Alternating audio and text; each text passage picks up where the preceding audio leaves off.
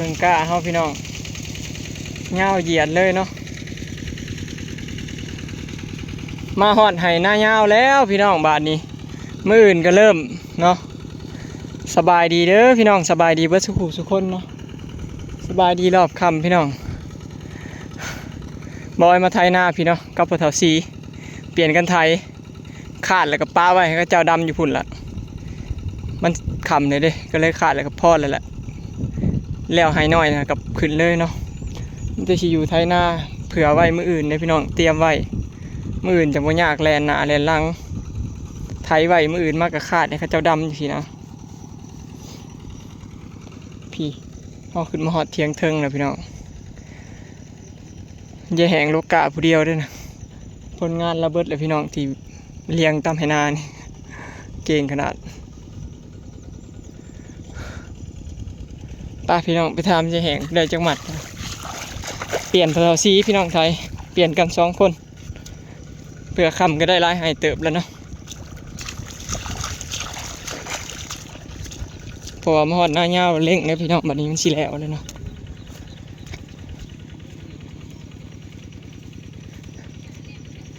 เป็นอะไรแห้งลกยากอยู่เอาอยู่บนน้ำเป่งต้องใส่อยู่บ่มือยังเป่งแล้ว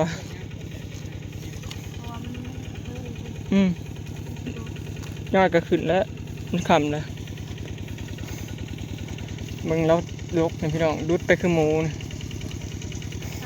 ได้จักหมัดมือนี่แห้ง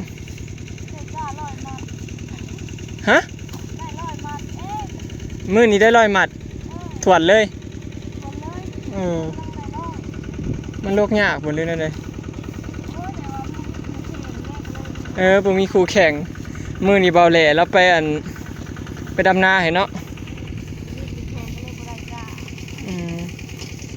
เราลกผู้เดียวเงาก็เลยได้แต่100 หมัดหาแนมเต็มเจ้าก็ลกไว้เด้มืออื่นกับโบอิดหมูแล้วนี่มาดำนาให้ยาวแล้วนี่มืออื่นอาจสิได้แล้วบ่มีหมูว่าวน้ำบ่มีปูแข่งโลกะเลยได้หน่อยมืออื่นนี่แล้วนี่ดำนาให้ยาวนี่มีหมูมาหาแล้วป่ะนี่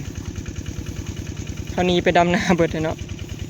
สรุปมือนี่เสาแหงได้100 หมัดพี่น้องเมื่อวานนี้เพิ่นได้160หา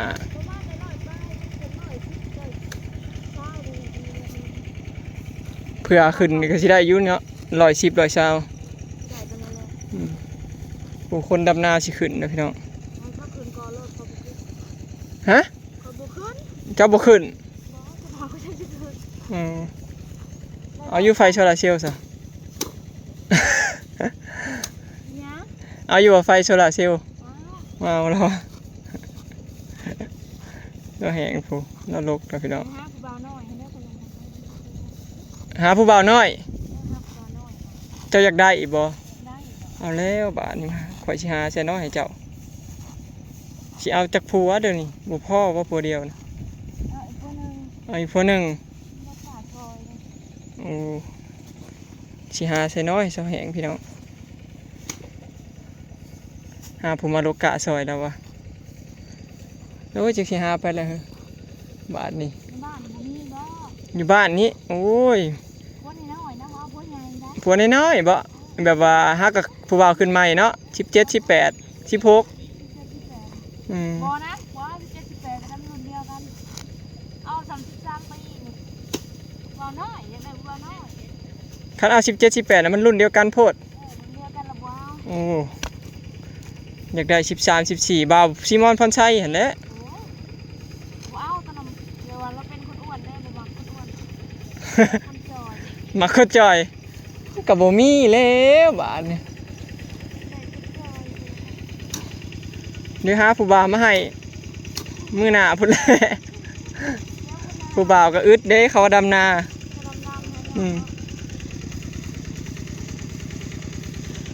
ไปพี่น้องเบิ่งพอน้องเมยไทยพี่น้อง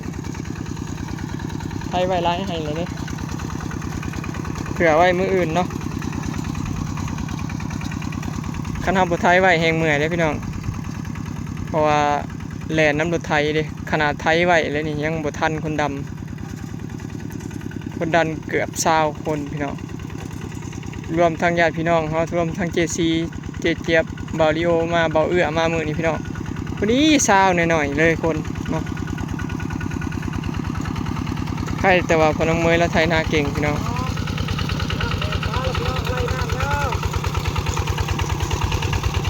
ไทยนาย้ำแรงสู้ๆเฮา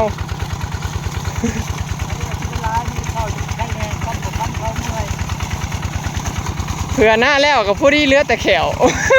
ไทยค่ะเขาดำหน้ามันนี่ทิศปลายเลยเนาะเขาดำหน้ามันนี่ถิดปลายร่วมทั้งอันไปสอยเขาไปถอดเลิ่นเขาไม่ถอดแหล่พี่น้องร่วมแล้วเนี่ยมันถิดปลายเดี๋ยวนี่เขาดำหน้า42ถิดเลยเขาก็ยังบ่เฮิง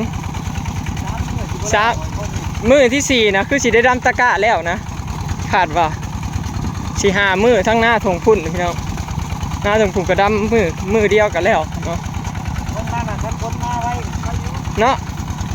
ขีดง้อน้ำแต่หน้าทงนั่นนะพี่น้องฝนบ่ตกมีก้อนนะกระจูบน้ำถึงห้องเที่ยวห้องเบิดเขาย่านนั่นแล้วเหรอเพราะถ้าคนลิ้นแต่คนจูบก็มันแดดมันโวยแล้วจูบบ่เต็มจักเถื่อเนาะเนี่ยพี่น้องเปลี่ยนกันไทยบ่ได้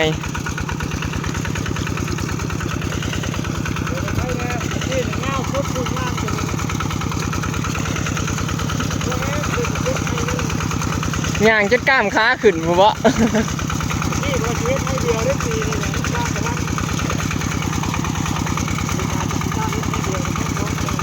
เฮ็ดให้เดียวก็ง่ายอยู่ได้มันไทยยาวเลยโลดมันจังบ่ยากย่อขึ้นรถคันหน้าก็ได้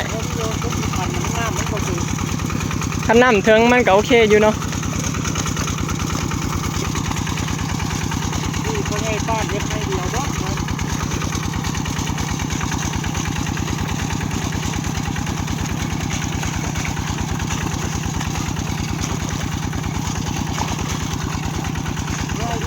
เจ็บเมื่อเขาตา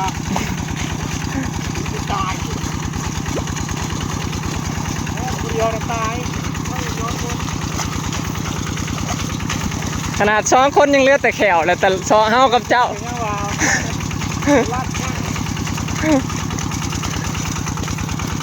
ไอ้กระต่อพี่น้องมื้อนี้ค่ำมืดพุ่นละจังซี่ให้ไปในรถคันเดียวนะว่าเลยรถคันเดียวบ่ทันดอกรถคันเดียวนี่กระถึกเลยละใครจะได้รถไถ2คันพี่น้องรถไถคันเดียวนี่โอ้ยบ่ทันแล้วเลยย่อขาดย่อไถใส่อันนี้ยังว่าคนละคันครับเนาะ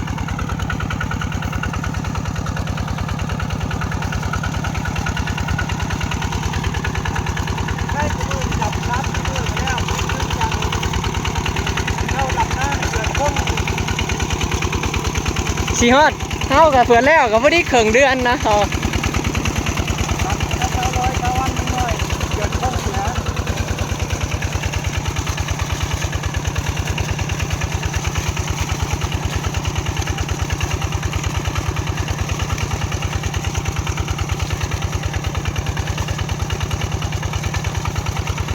เดี๋ย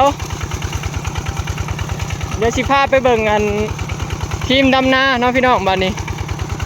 ว่าฮอดใช้แล้วสิแล้วให้แล้วบ่เนาะแต่ก็รอติดตามมืออื่นพี่น้องเนาะมือนี่ไทยไว้เศร้าดำเลยล่ะเท่าคาดแล้วเนาะมีแต่สิไทยไว้อย่างเดียวป่ะไปเบิ่งคนดำป่ะพี่น้องเดี๋ยวพอน้ำเมยแล้วให้นี่จะมาเปลี่ยนเนาะอย่างนี้คาร่าพี่น้องให้เงาไปสิแล้วทีมงานดำนา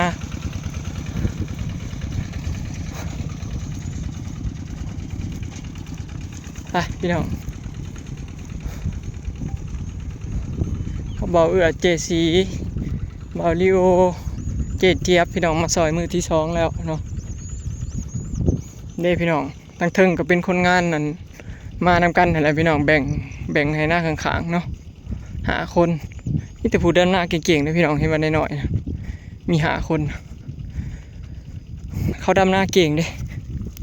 เห็นว่าน้อยก็น้อยซื่อๆเด้พี่น้องเขาเก่งอะลีมีแต่เด็กน้อยบ้านเฮาแหละพี่น้องหายากเด็กน้อยซำนี้สิแบบดุเฮ็ดให้เฮ็ดตาเนาะ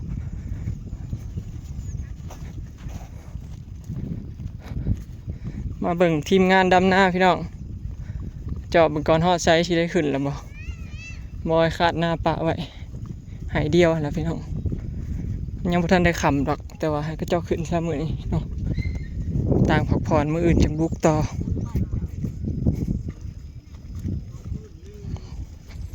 ได้กินขนมได้กินขนมน้ำพี่โจพี่น้องเนาะขอบคุณหลายๆเด้อพี่โจเลี้ยงน้ำเลี้ยงขนมทีมงานดำหน้าเนาะจังว่ามีแห้งไทยหน้ารอบค่ำ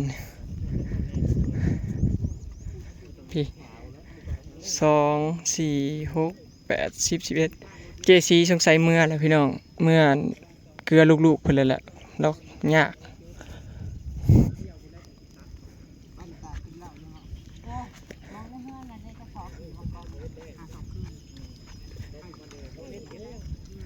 เป็นได้ทีมดำหน้าสิได้ขึ้นแล้วปะนี้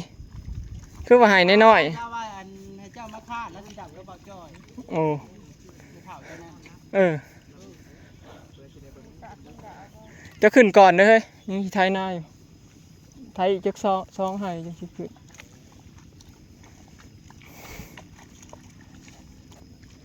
เจซีเมื่อเกลือหมูแล้วบ่เจฟาร์มหมูกับเสียฟาร์มหมูเพิ่นนะป้ารถบ่ต้องกวดก็ได้เกลือกวดแต่ตัวง่ายนะต้องยากป้าให้ค่อยมันสวบดากนะ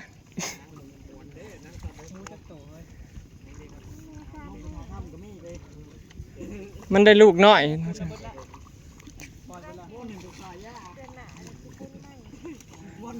ปล่อยเบิดแล้วตัว24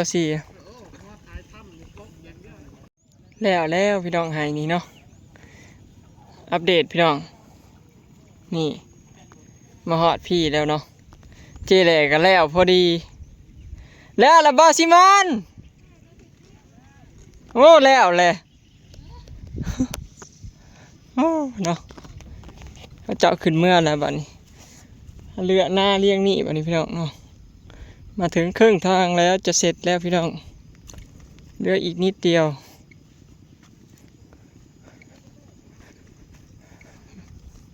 แม่อลีดเป็นเทขี้ฝุ่นอยู่พี่น้อง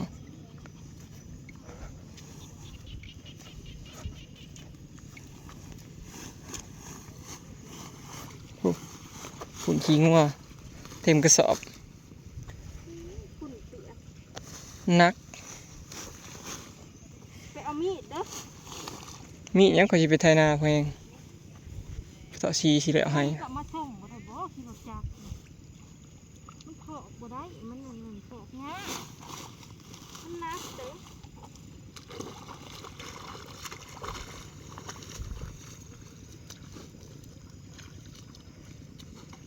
ฝุ่นกระสอบโอเคเนาะพี่น้องคลิปนี้ก็สิได้จบไปสำนี้เด้อเนาะไปแล้วสบายดีมื้ออื่นพอกันหน้าให้ยาวพี่น้องเนาะใกล้สิแล้วแหละบ่เกิน3 มื้อ 4 มื้อเนาะ